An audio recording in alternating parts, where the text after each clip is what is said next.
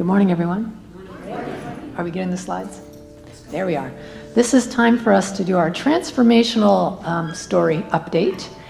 And this is a time to share with the congregation a story of something you overcame in your life, or a spiritual life hack. Remember those? Something that has helped you to work through something. It can also be some joyous experience you've had practicing these principles, and an aha that you had. Any of those things will do. Well, this month we are blessed to have someone relatively new to our congregation who's going to do this. His name is Dr. Gary Simmons. I'm kidding. Yeah. So, come on up. He's got a transformational story to share. And you'll find that this will kind of tie in with his talk. So this week, some of you may have seen on Facebook, we had a rather exciting experience in the Simmons household. We had an addition to the household. We now have a tiny home that has arrived on our property in Kettle Falls. Yes, it has arrived. But it didn't come without some, shall we call, stress on someone's part in the family, not mine. And so Gary's going to describe to you what was going on in his mind as we look at, we've been talking about the storyteller, running simulations in our mind and how it's fueled by fear. And so he's got a good story to share about that. So. All right, well, so first of all, let me just bring up this picture that illustrates what the general problem is. Hang on a second. There we are. This is a picture of the drive across Lake Roosevelt from Kettle Falls that goes later onto our property, and it's hard to see, but on the very corners of this suspension bridge is these little yellow signs that indicate the height of the bridge. And so, as I've mentioned other times, that every time I'm driving around Kettle Falls, I'm looking at overpasses and I'm seeing all these yellow signs. And I'm thinking in the back of my mind that our 16-foot tall tiny home is not going to go underneath any of these things. And so my greatest fear was something like this. So here's a picture of a tiny home that's, and in my mind this was a very obvious concern, because whoa, that's not very cool. Yes. So in the course of me trying to be present to this wondrous pivotal moment in our dream, the fulfillment of our dream, I've been kind of obsessed with wondering how is it possible that this tiny home is going to make it to our property without any catastrophe. And so the whole time, here it is coming across the bridge, and it actually made it because it drove right down the center of that bridge. It had a pilot car which stopped all the traffic, which allowed it to go through.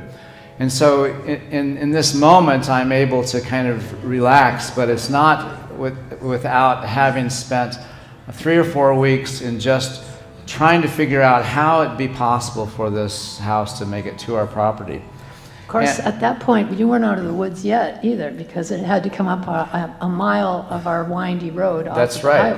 And when we first went to clear the brush up above, David Lineweber came and got up on the ladder with a 9-foot chainsaw, and we cut all the canopy to 15 feet, not knowing that we had to go to 16 feet. And so I'm having this information that this is 24,000 pounds, 16 feet tall, and almost 14 feet wide, and knowing that there's all these obstructions. And so I had to figure out a way to kind of be able to welcome this at the same time, not be living in the simulation that this thing was going to have a challenge. And so what limiting belief did you discover under that? So first of all, I discovered that part of my nature, what happens for me when my mind is dealing with uncertainty or the thing that anything could happen, I feel a need to control. I feel a need to predict and control. And so I've just discovered that I'm a control freak.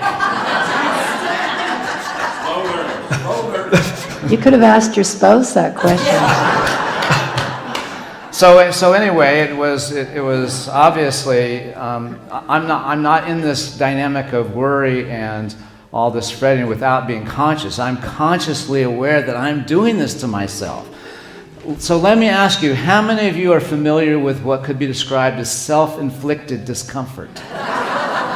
Okay, and so how do you free yourself from self-inflicted discomfort? You have to create something that is more enticing than any possible scenario that you could conjure. And so here in this moment, I was thinking, okay, where do I have to be within myself to free myself of all this anxiety, this trying to control, and just allow this thing to arrive at our property. And so this is what I did. I got in touch with how I wanted to feel in that moment of welcoming that right on the property. And this is what I said to myself. I want the driver to come out of his truck, and I want him to walk up to the two of us and said, I got to tell you, this was the most exciting, wondrous experience that I've ever had as a driver of these tiny homes. And believe me, I've driven a lot of them. And so what happened when he got out of the truck? He said, what a rush. Now this man is an old hippie, you could tell. He had long gray hair. When I say old, he was probably my age, but so I recognize. I hadn't heard somebody say what a rush since like 1975. And you could tell he got out of that truck and he's like, oh, wow! and he's a salt of the earth kind of guy. Anyway, yeah. But we left with this last thing. Go ahead. He also said to me, at the end, I went up to shake his hand to thank him, and he said, driving this here was a great blessing in my life. So. All right, so Well, that's the life That's hack, and we'll tie that into the top in just a bit. Thank you.